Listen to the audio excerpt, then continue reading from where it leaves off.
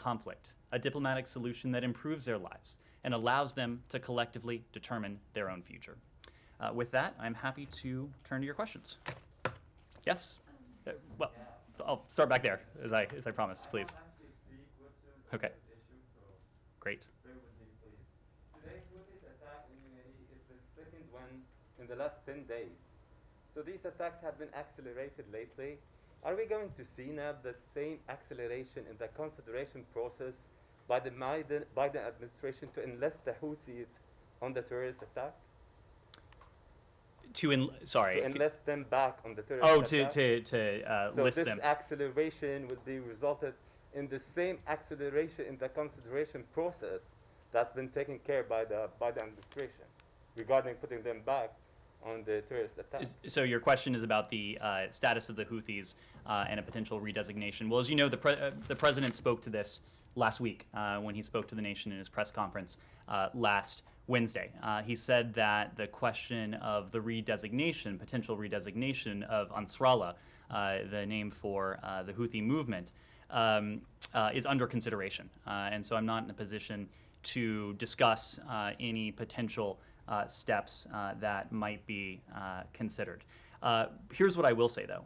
We will continue to work with our partners in the region, including Saudi Arabia and the UAE, to help them defend against these deplorable Houthi attacks. As the last data I saw indicated, with the help of the United States, the Kingdom of Saudi Arabia has been able to prevent about 90% of these incoming attacks from Yemen, from the Houthis. Of course, our goal, our collective goal, will to get that to be 100%. But we are still, we will continue to stand by our partners on this.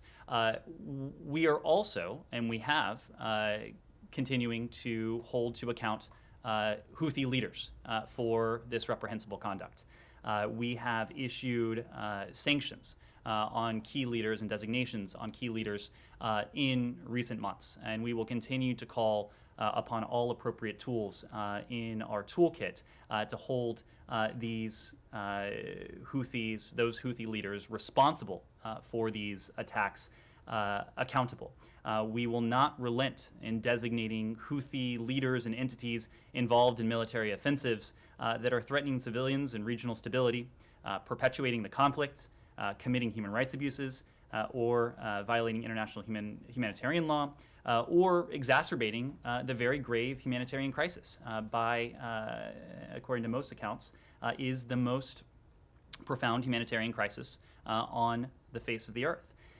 But this is a complex consideration, and we spoke to this consideration in the earliest days of the administration about a year ago now, when we talked about the initial decision vis-a-vis the Houthis. Because in making that determination and in coming to that original decision, we listened to a number of stakeholders. We heard warnings from the UN. We listened to concerns from humanitarian groups. We listened to bipartisan members of Congress who were opposed to the last administration's decision to designate the Houthis as a foreign terrorist organization and an SGDT, because primarily that blanket determination could conceivably have an impact on our ability to deliver and to provide much needed humanitarian relief to the citizens of Yemen. It could also impact access to basic commodities like food and fuel. And so we heard those concerns loud and clear, and we know that about 90% of essential commodities in Yemen are imported by private businesses. And out of an abundance of caution, the suppliers of these suppliers and financial institutions may cease that activity, which is important to the humanitarian needs of the Yemeni people. So we heard those concerns loud and clear. We are taking a close look at the appropriate response. But what we will continue to do, no question about it, is to stand with UAE, stand with Saudi Arabia, and to hold to account Houthi leaders responsible for these terrorist attacks. Yeah, just a follow-up, two more points on this issue. USA also has said in previous statements from the State Department, I believe, and the White House, that it will support UAE in defending its territories. So how does the support is going to unfold in practical terms? That's one. Two, is the US going to help in prohibiting the flow of arms and financial support to the Houthis, given the fact that they are supported and backed by Iran? So to your first question, we work extensively with our Emirati partners, just as we do with our Saudi partners, to provide them with what they need to help defend themselves against these types of attacks. We will continue to do that. We will continue to work with them in different ways to help them fortify themselves against these attacks. And your second question about... Yeah. Is the U.S. going to help in prohibiting the flow of arms and financial support to the Houthis, given the fact that they are supported by Iran? Absolutely, and we have been hard at work on that, not only in this administration, but over successive administrations. You have heard our partners in the Department of Defense speak to seizures at sea, for example, of weapons that have been bound for Yemen and for the Houthis. You have seen us shine a bright spotlight on the level of support that Iran and Iran-backed groups are providing to the Houthis. You've heard us speak to the destabilizing role that Iran and its proxies are playing across the region, and that certainly includes in Yemen, and that certainly includes Iran's support for the Houthi movement in Yemen. The question is, are you going to stop the flow of arms physically? I mean, are you going to stop it by the force of arms? I mean, I think that's the premise of the question. Well, and my answer to that was yes, we are going to continue to do everything we can to stop the flow of arms, of assistance, American air raids to stop the flow of arms. I'm sorry?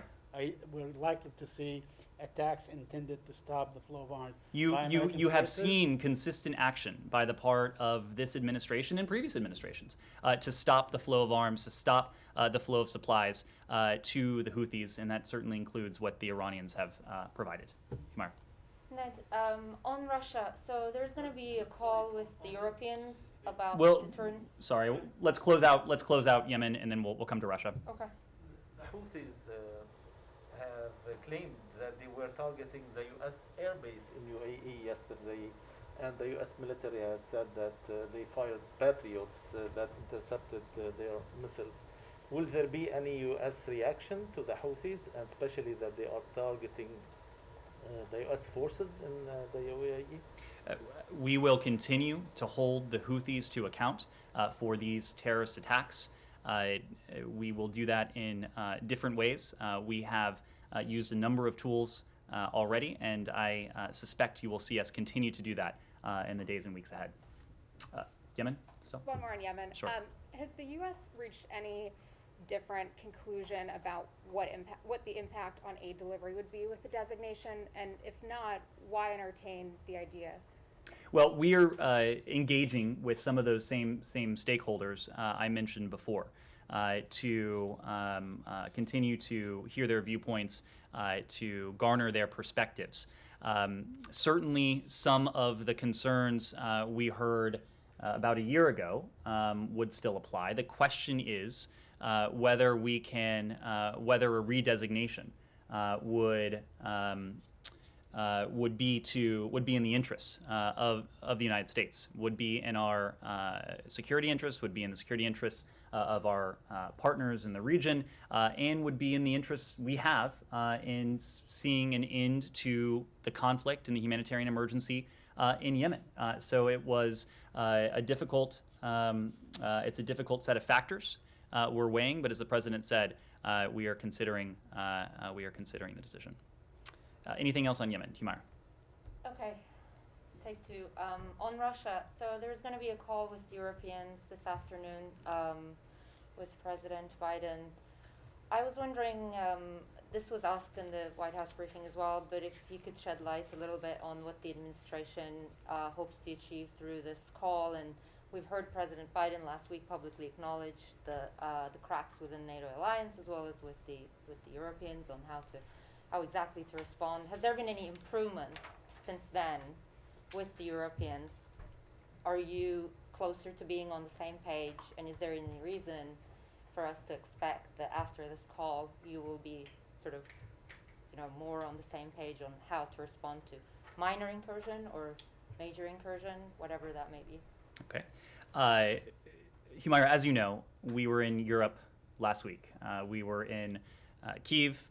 We then went to Berlin, where in addition to meeting with our German allies, the Secretary had an opportunity to meet with the so-called European Quad. Before that, we were in Europe the previous month, where we had an opportunity to meet with our NATO allies, with the OSCE. In the intervening weeks, the Secretary, the Deputy Secretary, the Undersecretary of State for Political Affairs, not to mention the President, the National Security Advisor, and many others were on the phone constantly with allies and partners to discuss this Russian aggression and the response. And I want to take issue with the premise of your question, because in all of those engagements, the in-person engagements, the conversations, the video conferences, in every single one of those engagements, we have heard, and you in turn have heard from not only us, but from our European allies and partners, individual allies, NATO, the OSCE, the G7, the European Union, the European Council. You have heard the same message. If any Russian forces move across the border, that's a renewed invasion. It will be met with a swift, severe, and united response on the part of the United States and on the part of our allies. So there is no ambiguity about that. There is no ambiguity. There is no daylight. We know that, and importantly, the Russian Federation knows that. Right. So, okay, thank you. There's quite a bit of daylight, but I'm not going to entertain that for too long. I'm wondering, can you shed a little bit light on what you guys want to achieve with this particular meeting, and then I'm going to go on to the non-paper. Well, let me come back to your flippant remark, and maybe it was just intended to be a flippant remark, but I couldn't resist. No, it's just, I mean, the president has said that there are differences of opinion, and this has been something that we've been experiencing, we've been seeing. What you have heard from the president, what you have heard from the secretary, what you have heard from the National Security Advisor, what you have heard from others, is that in the event of Russian aggression against Ukraine, there will be a response. It will be swift. It will be severe. In the event of an incursion, it will be unprecedented in terms of the steps we are prepared to take.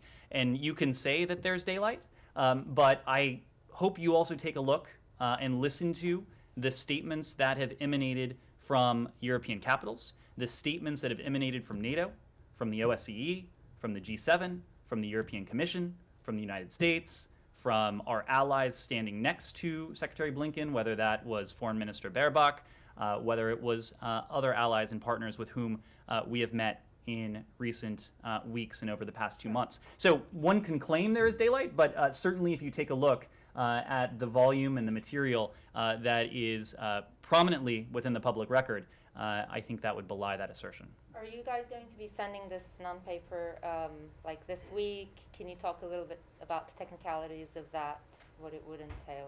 So as the Secretary said on Friday, we do expect to be in a position to send a written response this week. Before we do that, and what we are doing right now, and this gets to your earlier question about the engagement with our European allies and partners, what we have been doing, as you know and as you've seen, is constant coordination and consultation with our allies and partners on the other side of the Atlantic.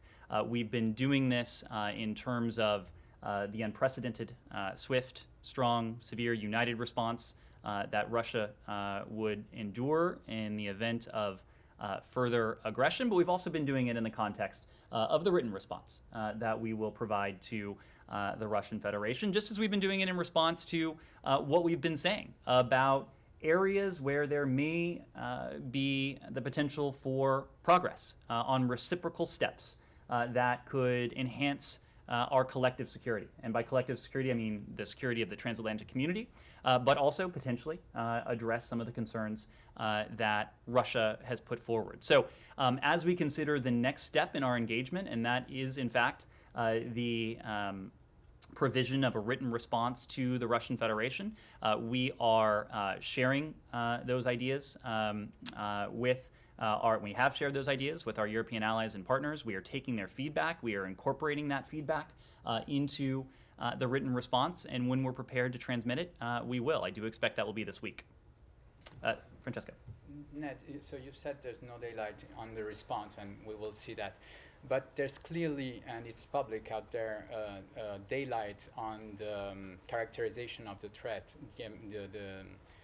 The European, French, and others, Mr. Borrell, seem to be pretty annoyed by the alarming tone in Washington about an imminent threat, and they've been saying we don't have to get a nervous breakdown, we have to calm down, and we don't see that so imminent threat as the U.S. says. Do you still say there's an imminent threat of invasion? Why there is this difference between you and the Europeans? Francesco, we don't see the difference you refer to. What we do see, and what you can see too, are the statements. And the statement that, for example, came from the European Commission that said in strikingly similar, if not identical language to the statement that emanated from the G7 and NATO regarding the consequences that would befall the Russian Federation in the event of such aggression against Ukraine. This has not been the United States alone making this case.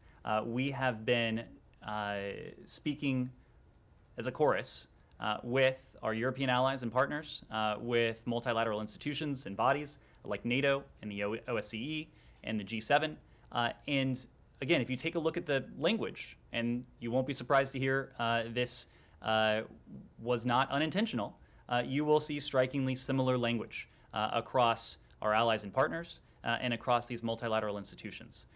When it comes to what the Russians have planned, it is clear as day that anyone can see the massive buildup of Russian forces along Ukraine's borders.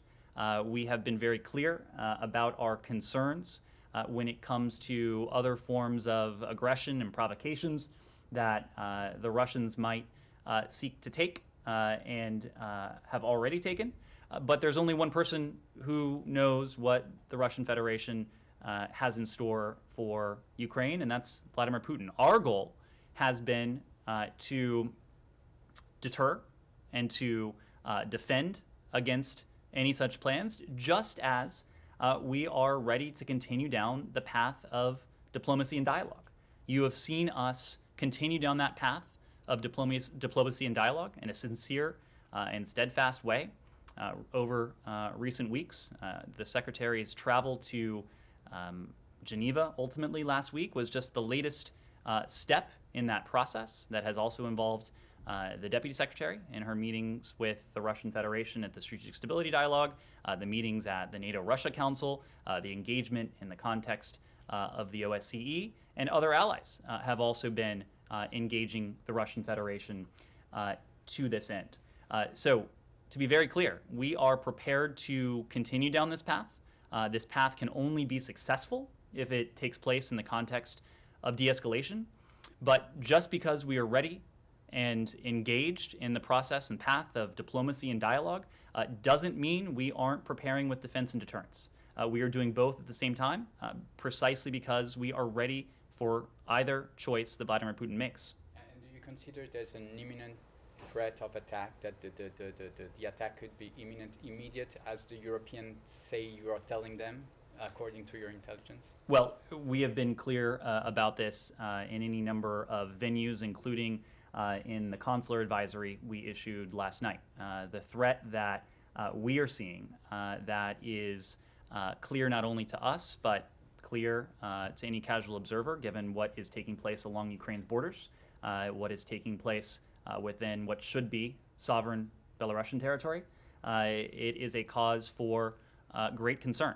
And so we are taking prudent steps. We, of course, are sharing information and intelligence with our allies that speaks to our concern and also speaks to the fact that the Russians certainly seem to be poised to be able to undertake aggressive action against Ukraine at any moment. Just one last. Francisco's Should we point. expect a new encounter or meeting or virtual meeting between the Secretary and Foreign Minister Lavrov after the written response?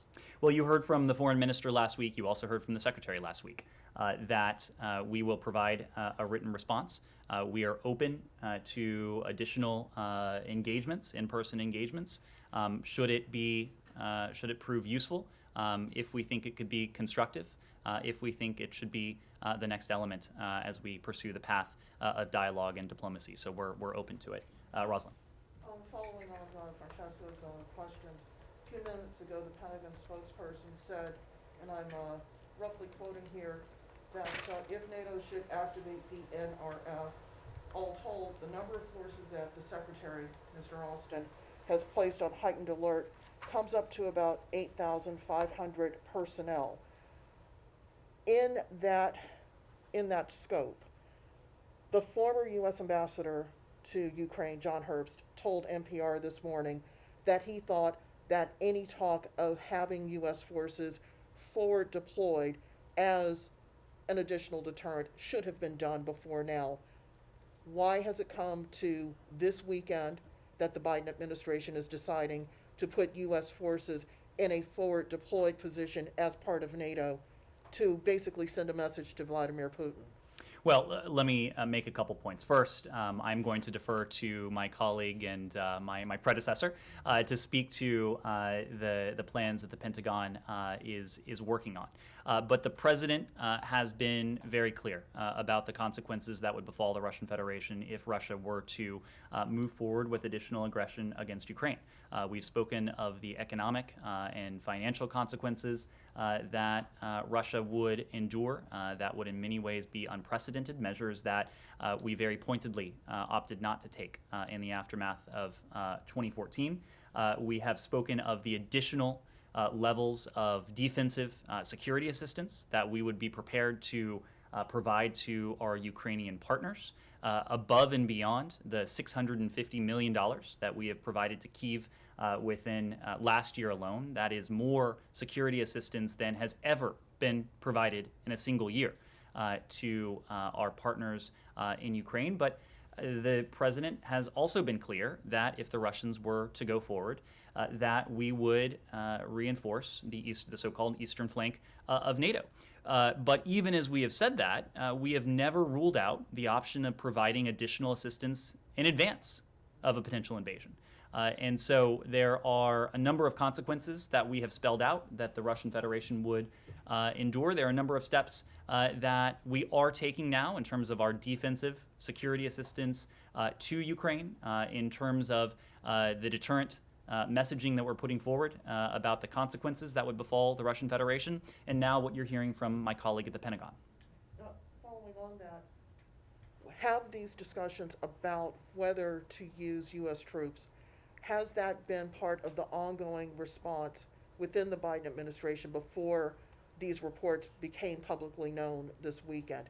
Was that an active part of the discussion on how to deal with the Russian aggression? I would say generally, without speaking to internal deliberations, that something like this typically would not become public if it were just introduced. We've been considering a number of steps, and you're hearing the Pentagon speak publicly to it today. The fact that they are speaking publicly to it today suggests that it is not a new ingredient as we consider a response to what we're seeing now. Is this designed to make the Russians perhaps rethink the deployment of additional troops inside Belarus and trying to beef up its presence in the southern part of Ukraine? Our goal in all of this is to both defend and deter.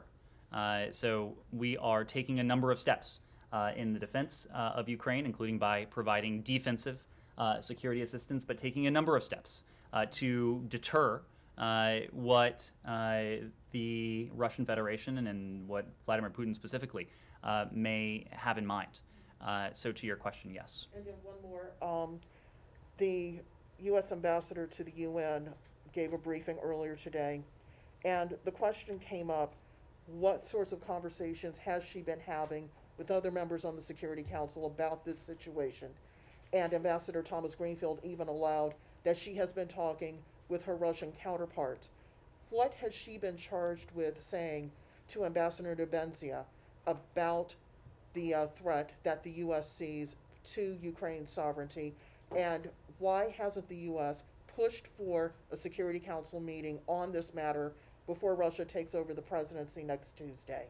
Well, I think you also heard from the ambassador that she has been very engaged with her counterparts on the Security Council and her broader set of counterparts at the UN. She did acknowledge that she's been in touch with her Russian counterpart, but I can assure you, and I think as you also heard from her, that her Russian counterpart is not the only counterpart she is speaking with. And I would expect you would hear from her that her engagement with our allies, including those on the Security Council and our partners, has been much more extensive than has her engagement been with her Russian counterpart on the Security Council. But in terms of the message that the Russians have been hearing from us has been clear, and it also has been consistent.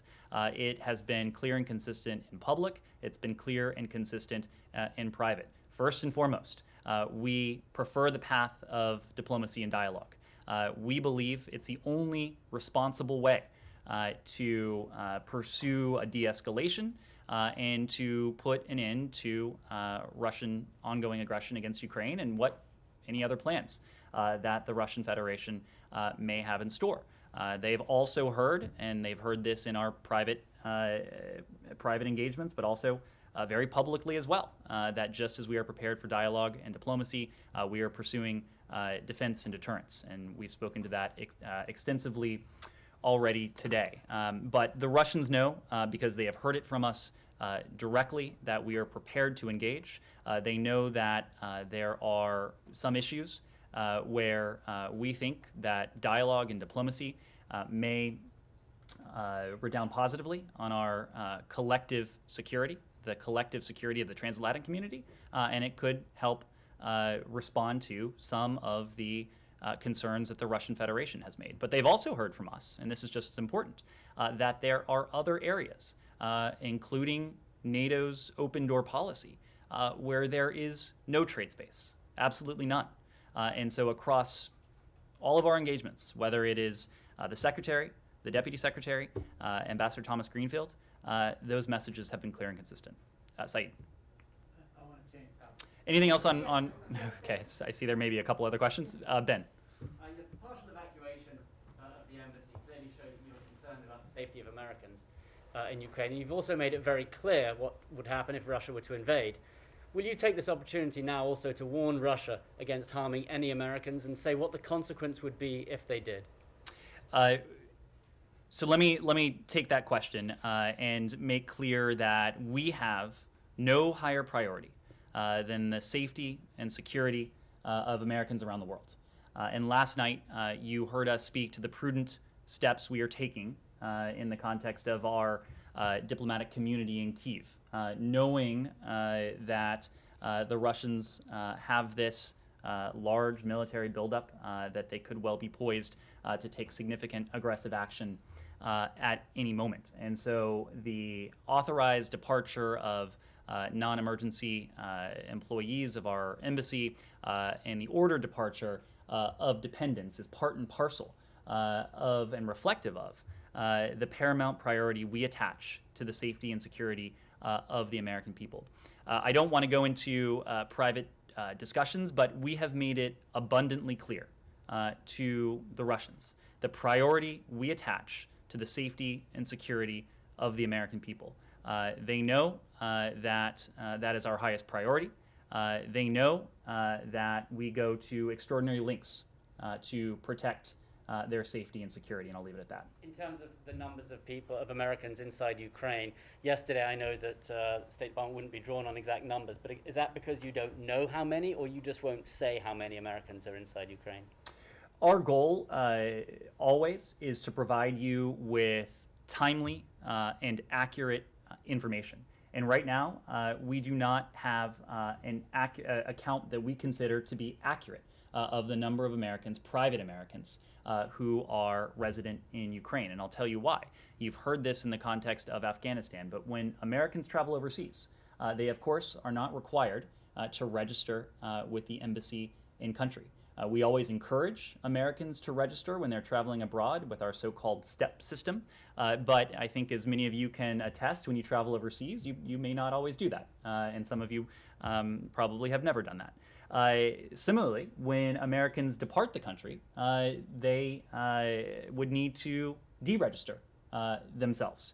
And so given that many may not register in the first place, I think it is a safe assumption that many would, those who actually do register, may not remove themselves from that tally of American citizens who may be resident in a foreign country. The other point is that even when people do register, the State Department is not in a position to independently verify that a person who has signed up in STEP, the so-called STEP system, is actually an American citizen. So there are for a number of reasons, the tally, we just don't have an accurate tally at the moment. When we have messaged with the American people in private American citizen community in Kyiv, in Ukraine, in recent days, we have encouraged them to fill out a form that will help us acquire greater granularity on the size of the private American citizen community in Ukraine, but that's just not something that we have right now. One more, you mentioned Afghanistan. I wonder if is there anything from Afghanistan that you learned about identifying and rescuing Americans inside a war zone that you think can be applied here? Well, these are obviously not analogous situations, and so I would hate to suggest otherwise. Our primary charge is to keep the U.S. citizen community informed of safety and security developments. That is what we did most recently yesterday evening when we issued the updated travel advisory and accompanying media note to keep them informed of safety and security developments, and that can include information on commercial travel options. We have done this because, as the president has said, military action by Russia could come at any time, and we all know, and we have all seen indications that is the case, given the large-scale military buildup. We've also been clear that we won't be in a position to evacuate U.S. citizens, private U.S. citizens, in such a contingency, and so that is why we have encouraged private U.S. citizens who may be in Ukraine to plan accordingly, including by availing themselves of commercial options should they choose to leave the country. Even though we are reducing the size of our embassy footprint, the embassy is there to assist American citizens in this. We have the ability to provide, for example, repatriation loans for any Americans who seek to avail themselves of those commercial options to return to the United States. If you don't mind. Sure. First, what do you want to achieve from the meeting that Biden is having with European leaders? Presumably it's building on Mr. Blinken's meeting this morning. So what do you want to achieve from that?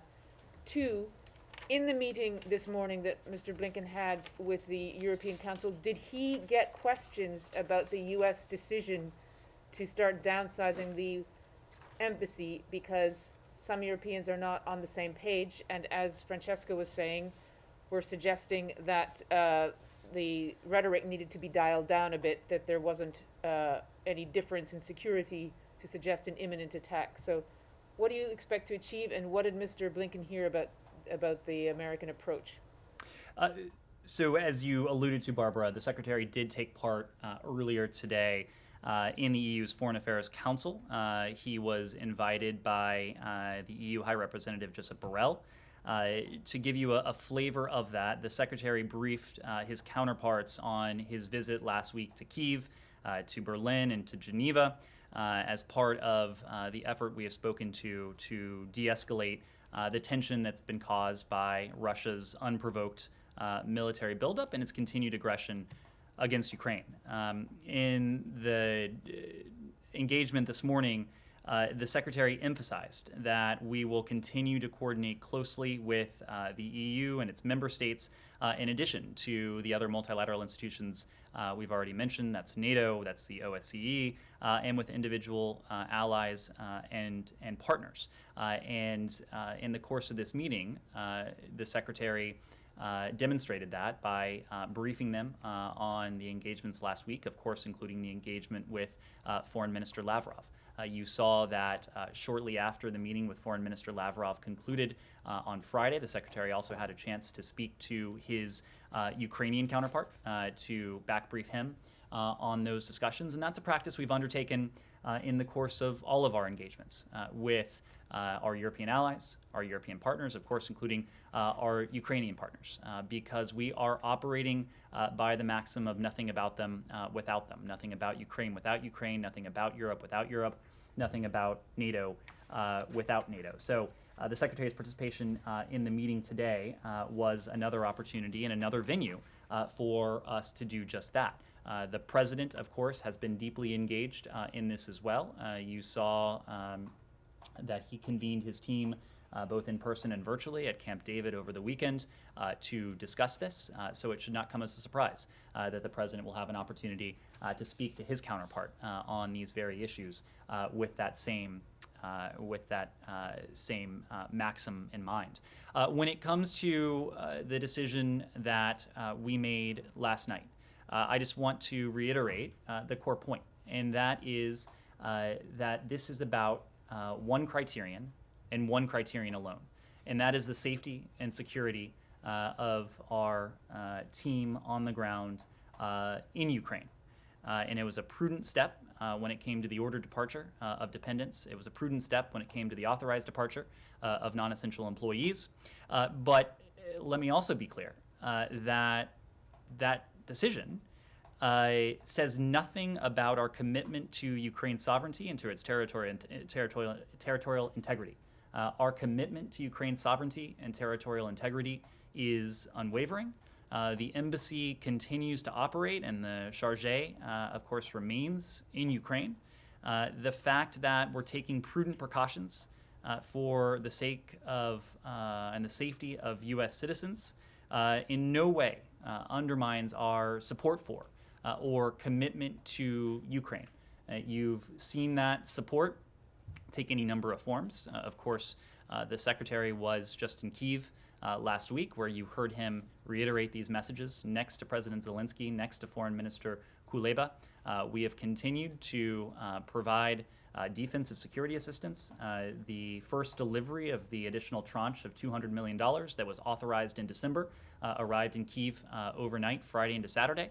We will continue to provide defensive security assistance to our partners, and we will continue to signal in no uncertain terms the enduring commitment we have to the territorial integrity and the sovereignty of our partner Ukraine.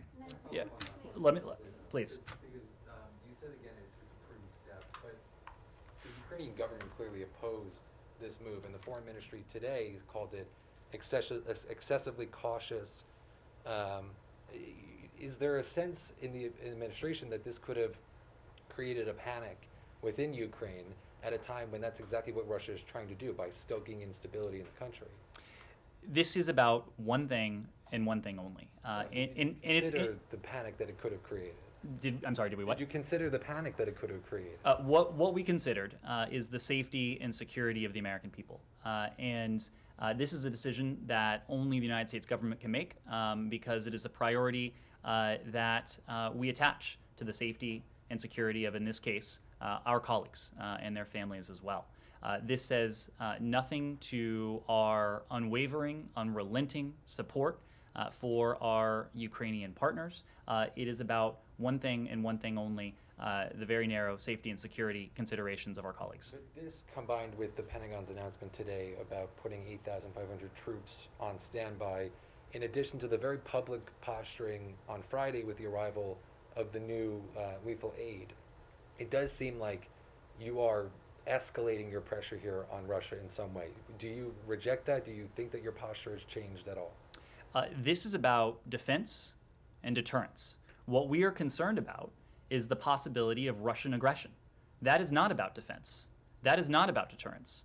That's about offensive operations against a sovereign country that is a close partner of the United States. So to equate these two things is deeply inaccurate, and it also is precisely what we're hearing out of Moscow. These are qualitatively different elements and different steps that we are taking. Were the Russians to de-escalate, you would not see precisely the same set of moves from our Ukrainian partners, from NATO, from the United States. Here's the broader point, and you've heard the Secretary make this point repeatedly. He actually, in the meeting with Foreign Minister Lavrov on Friday, made this point directly to the Foreign Minister, and he said the United States genuinely does not understand Russia's strategic posturing here, because across the years and in the context of this escalation, Vladimir Putin and the Russian Federation has precipitated everything that it has sought to prevent. And you've heard the Secretary speak to the increasing support for NATO membership among Ukrainians since 2014, levels of support that have just about doubled. You have heard us and NATO as an alliance speak to the reassurance initiatives that were precipitated precisely by Russia's unprovoked aggression against Ukraine in 2014. So the Russians may well complain and may well take note and point to these efforts towards defense and deterrence, but it is their aggression that has precipitated precisely what it is we're hearing and seeing them point to. And here's the other concern, and we have made no bones about this. Our concern that the Russians, as they did in 2014, may be seeking to manufacture a pretext for additional aggression against Ukraine. If you wanted to do that, this is in some ways what it would look like. That is what has concerned us for some time. It is why we have spoken to not only that concern broadly, but why we have put forward information in our possession specifically that speaks to the steps that the Russian Federation may be taking towards this end. Can I just ask one last question? Let me just let Connor finish. No, it's okay. Just one last question.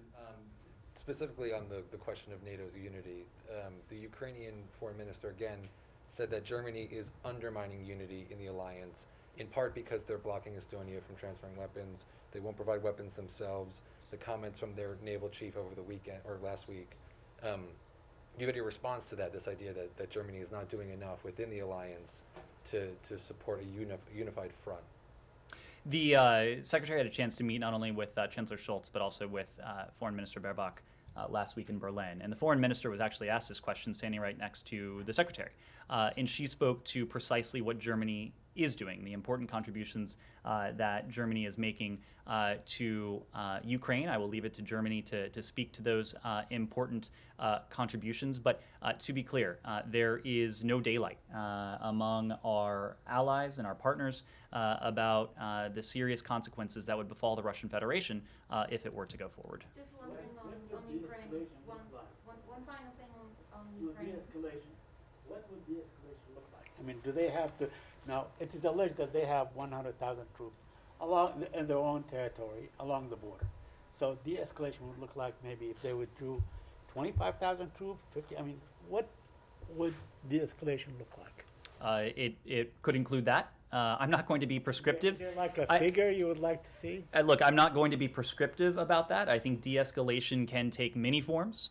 It can take the form of what we're seeing and what we have seen along Ukraine's borders. It can take the form of what we are seeing in terms of Russian activity and what should be another sovereign country, Belarus. It could take the form of what we are hearing from the Russian Federation. De-escalation can take many forms. It can take many forms as an initial step.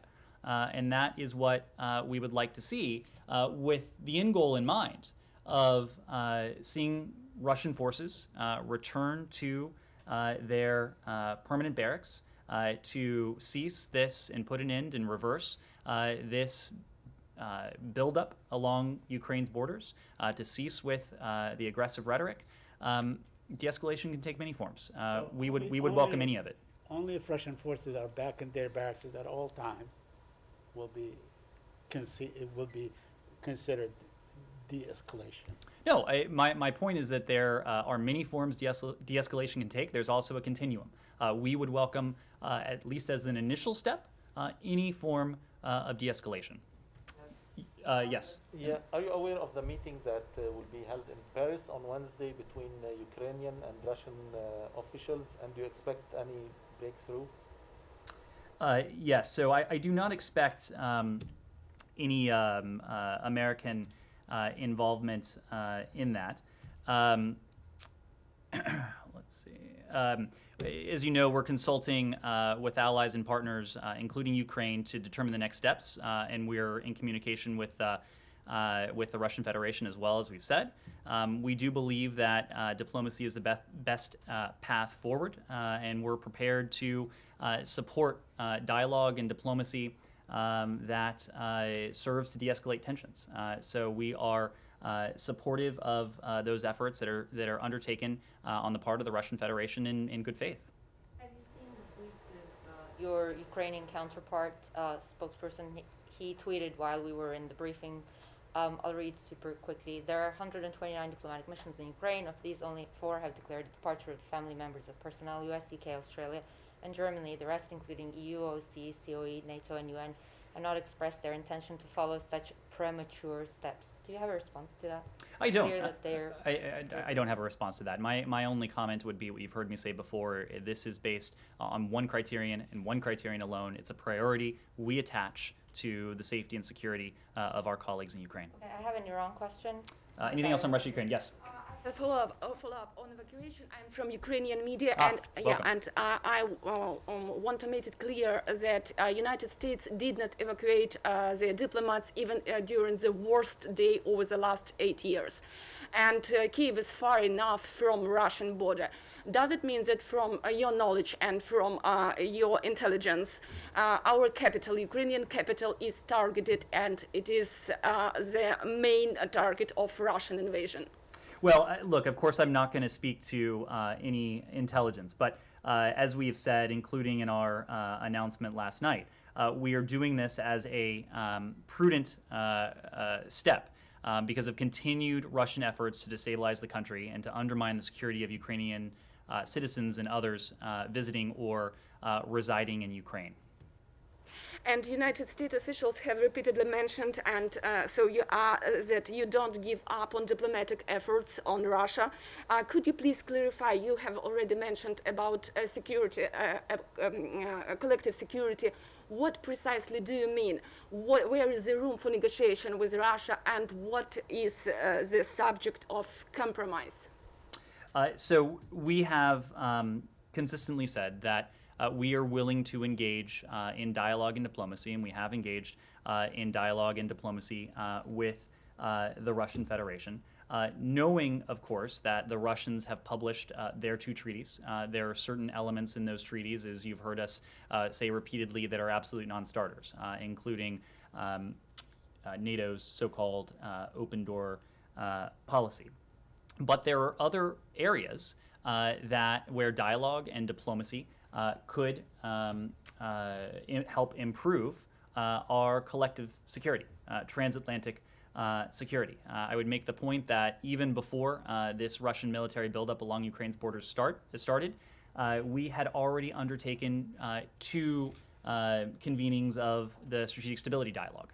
The venue that Deputy Secretary Sherman utilized the other week to meet with her Russian counterpart to discuss some of these issues. And the fact that the so-called SSD started after the summit between President Putin and President Biden in June speaks to the fact that we do believe there are issues when it comes to arms control, for example, where we can potentially have fruitful discussions with the Russians that could address our security concerns, meaning those of the United States and our allies and partners, and could also be responsive to some of the concerns that the Russians have said. So specifically, we've spoken to the placement of missiles in Europe, options for strategic and non-strategic nuclear weapons, other arms control measures, and those designed to increase transparency and stability. The key point in that is that any steps that we would take would not be concessions. They would need to be on a reciprocal basis, meaning that the Russians would also have to do something that would help improve our security posture. The final point on this, all of this has been and will continue to be conducted with thorough and full consultation with our allies and partners, and that includes Ukraine. When the Secretary met with President Zelensky, when he met with President Kuleba, or Foreign Minister Kuleba, when he spoke to Foreign Minister Kuleba on Friday after meeting with Foreign Minister Lavrov, we are in the practice of being fully transparent with our Ukrainian partners about the issues that are being discussed and the progress of those engagements. Thank you. Yes. Topic to the Palestinian Anything else on issue. Russia, Ukraine? Ben, one last. Yes, the Secretary said he was going to raise Paul Whelan and Trevor Reed in his discussions with Foreign Minister Lavrov. Was there any update? Do you think the current situation is going to make it better or worse for their situation? That's really up to the Russian Federation. I can confirm, as the Secretary said before the meeting, that he did raise the cases of Paul Whelan and Trevor Reed, both of whom traveled to Russia as tourists and who have been held unjustly for far too long. Made the point that it is long past time to see them return safely to their families, and we'll continue to work on that. Yes. Thank you, Ned. One more on the Russian-Ukrainian crisis. Does the Biden administration recognize or acknowledge that any incursion or invasion by Russia against Ukraine could trigger a domino effect on so many issues? I'll name some examples. China against Taiwan, Iran and its proxies, North Korea and its ballistic missiles against South Korea and Japan, Venezuela, Cuba and their authoritarian suppression tactics and moves. So Ned, the whole world is watching what the U.S. is going to do to stop Russia. How do you comment on this? What was the last part? How do we How what? do you comment on this? Is the how do we- Biden administration aware of how critical the whole world is watching, just like what happened in Afghanistan? And then some reports are saying that Russia are taking a page of what happened in Afghanistan and moving against Ukraine, or could move. So now if they did that, all of this domino effect could happen. Well, before I get to your broader question, I do want to address the last part of your question, and that is Afghanistan. I have a hard time understanding how it is that putting an end to a 20-year military commitment where the United States spent billions upon billions of dollars every year, where thousands of American troops, at one point tens of thousands of American troops were stationed, where there was a NATO commitment, where thousands of NATO troops were stationed for many years, taking casualties, enduring the loss of life, with an open-ended military commitment.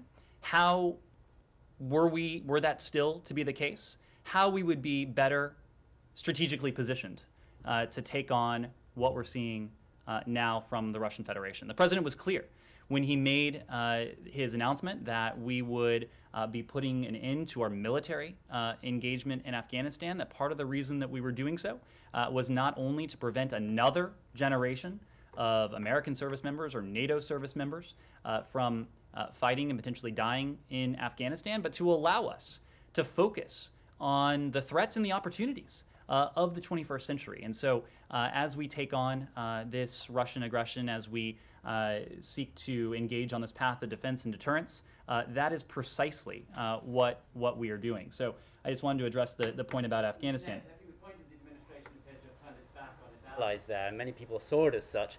Maybe allies are concerned that that might happen now. First of all, the United States has not turned its back on Afghanistan.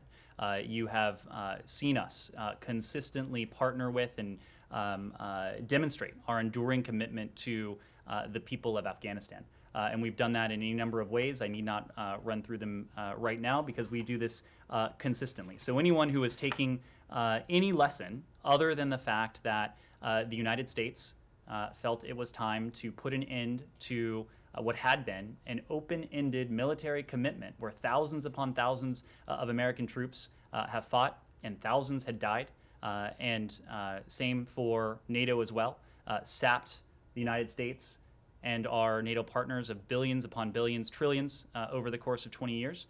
Anyone who would take any lesson from that, other than the fact that the United States is positioning itself to take on the threats and opportunities that we face now while we continue to partner with and support the people of Afghanistan, that would be mistaken analysis. But to your question, though, we have thought about that, and that is precisely why the Secretary delivered a speech in Berlin last week that was really on this very question, to make the point that what we are seeing Russia attempt and undertake against Ukraine is important in its own right, of course.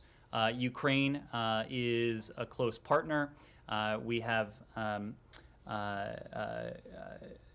close friends in the Ukrainian people.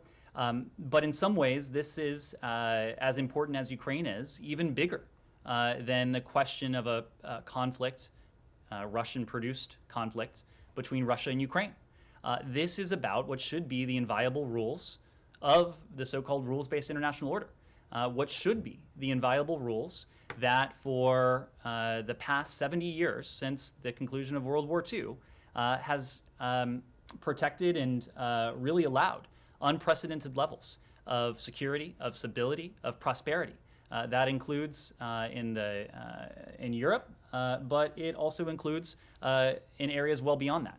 And of course, you hear us talk about the rules-based international order, not only in the case of Europe and what Russia is doing to undermine it, but in other regions too, notably the Indo-Pacific, where we have similar concerns about what certain countries have also sought to do, to undermine, to erode that rules-based international order. So it is not lost on us that the Russians and the implications of what they're doing, as important as they are for Ukraine, go well beyond Ukraine.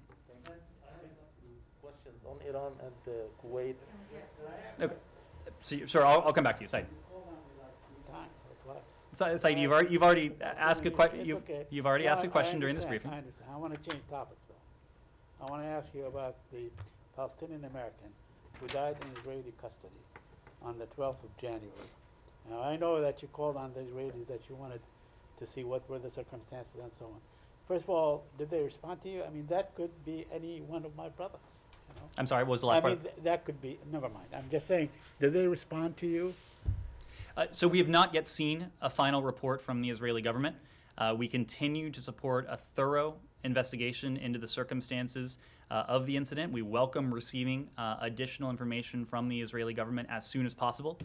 We are deeply concerned by media reports of the circumstances surrounding the death of Mr. Assad, an American citizen who was found dead after the Israeli military detained him. As we said previously, we've been in close contact with his family to offer our condolences, to provide consular services. We were represented at the wake of Mr. Assad as well. He died while being handcuffed and gagged and so on. And what kind of, do you give them a time limit? Do you trust the Israelis to do their own investigation? As I said, Saeed, we welcome receiving that information as soon as possible. I have another quick question. There are reports that there are 17 Palestinian journalists who are detained today. Is that something that you would raise with the Israelis to look into what are the circumstances of their imprisonment? We're aware of the reports that you cited.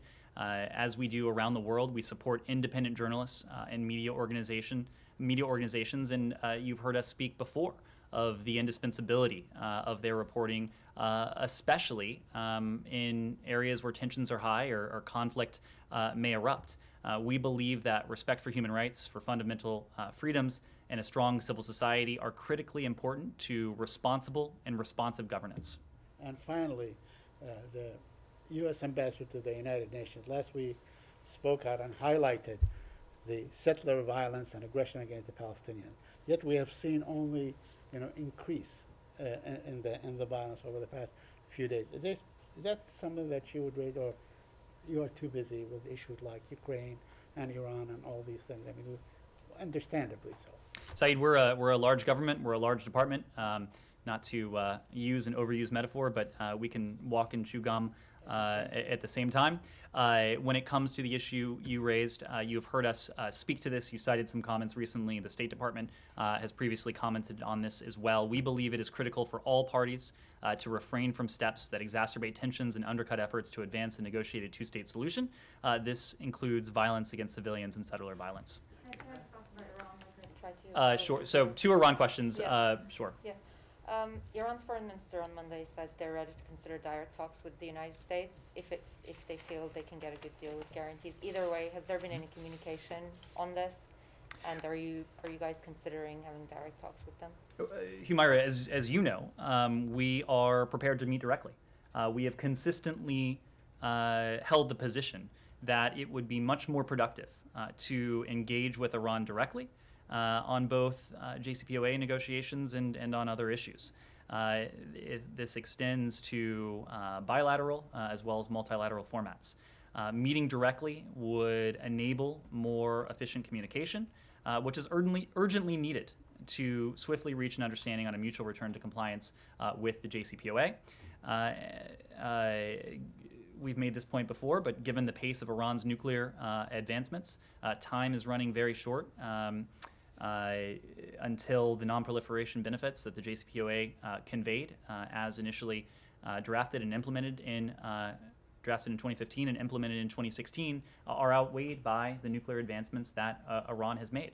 So we are seeking to conduct this diplomacy urgently, and we've been consistently very clear that being able to engage directly would serve those purposes. Given your position just now and what they said, should we expect this to happen soon? Is there any reason why this could happen soon? Has there been any communication indirectly about making this happen soon? You would have to ask officials in Tehran. This is not the first time we've made this point. We have made this point consistently up until now. The Iranians have insisted on the indirect format in Vienna. We have long noted the fact that indirect talks, especially on an issue of this complexity and of this importance, is a hindrance. So our position has been clear. I would direct you to authorities in Iran. My final thing on this, we've had an interview with Special Envoy Mali yesterday who said it would be hard to imagine for U.S. to clinch a deal with Iran unless U.S. hostages are released. I just want to push you a little bit on why the administration isn't willing to say outright that they won't rejoin JCPOA unless American citizens are released.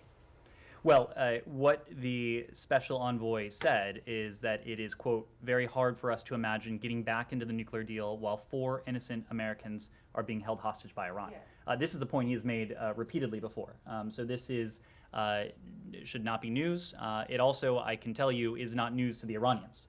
They have heard this position indirectly from us before as well. But the special envoy also made the point that these issues are operating on separate tracks. And they're operating on separate tracks for a very simple reason.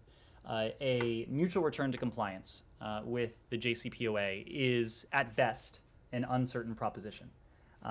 We want to see these Americans who have been held against their will for years on end, away from their families, returned as soon as possible. It would not serve our purposes, it would not serve their interests to tie their fates to a proposition that I said before is uncertain at best. So that is why it certainly colors our interactions, but these are operating on separate tracks. So the way you tell me, it looks very much like a precondition. Again, it is not the case that there is any direct or explicit linkage, precisely because mutual return to compliance with the JCPOA is at best an uncertain proposition. We want the return of these Americans to be a certain proposition, and so we are keeping these issues separate. Yes, sorry. Kuwait's foreign minister visited Beirut on Saturday and delivered confidence-building proposals to Lebanon in a message coordinated with the Gulf states, and he is visiting Washington this week. Are you aware of the proposals? And is there any link between his visits to Beirut and Washington? Well, I do expect when the Secretary meets with his Kuwaiti counterpart on Wednesday that they will have an opportunity to discuss Lebanon. It is something that the United States, together with our partners, including our partners in the Gulf, the French, and others, we've been very, very focused on. So I think we'll have more to say in the aftermath of the bilateral meeting on Wednesday. Yes.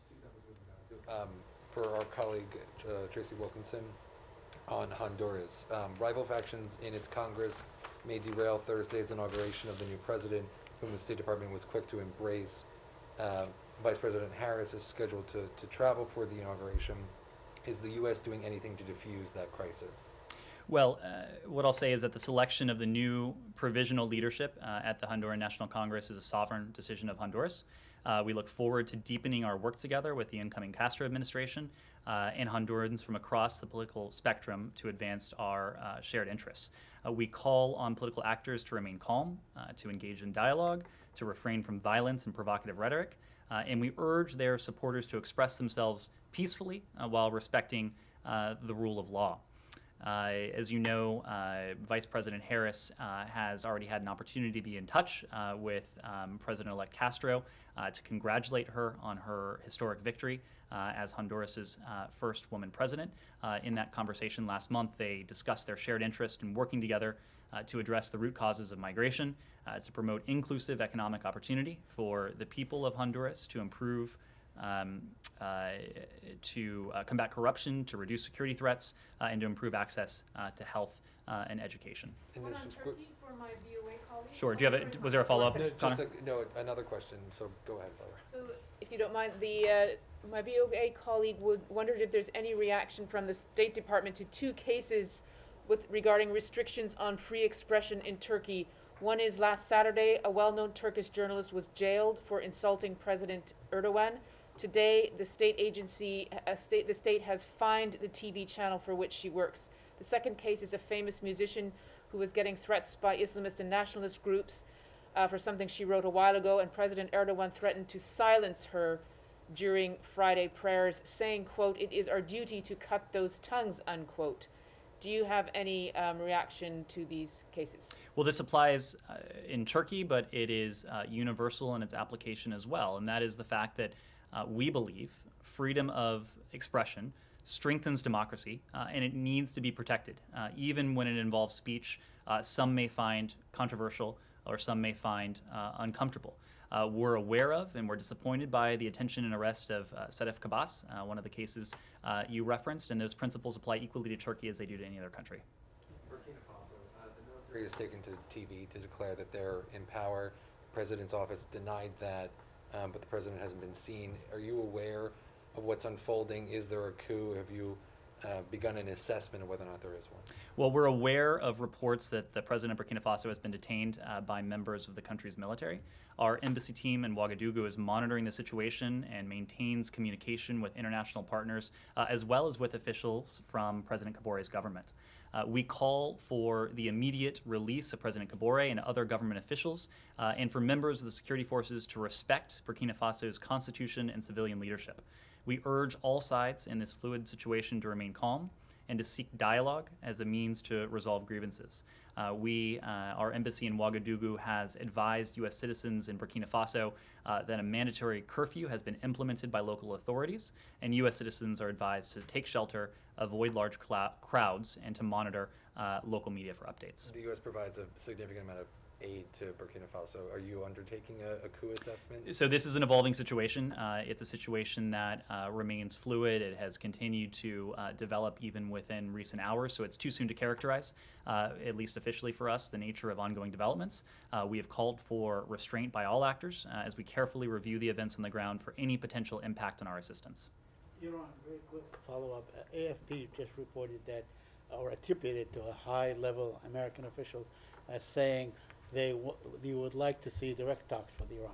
Can you confirm that? You want direct talks with Iran? I thought we just discussed this for 5 minutes with you. Sorry, Yep, we do. I must have missed it. Okay. Yes, yes. Sorry. So what is hoped to be achieved by direct talks instead of what's going on in Vienna now? Well, we just had a rather lengthy exchange on this, so I would refer you to that. A couple final questions. Yes, please. Yes. Is there any update you can give on the ISIS jailbreak in northern Syria, either in terms of coalition support and the number of escapees, and then just What does the strike, or what does it say about the SDF's ability to secure the facilities, and do you see this as an intelligence failure on the part of the coalition? Well, as you probably saw, we issued a statement on this over the weekend, and we condemned the ISIS attack last week on the Hasaka detention center in northeast Syria, which we understand to have been an attempt to free detained ISIS fighters.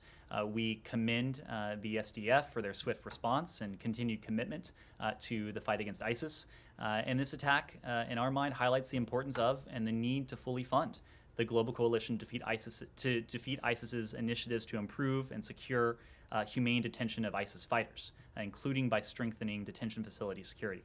To us, it also underscores the urgent need for countries of origin to repatriate, rehabilitate, reintegrate, and prosecute, where appropriate, their nationals detained in northeast Syria.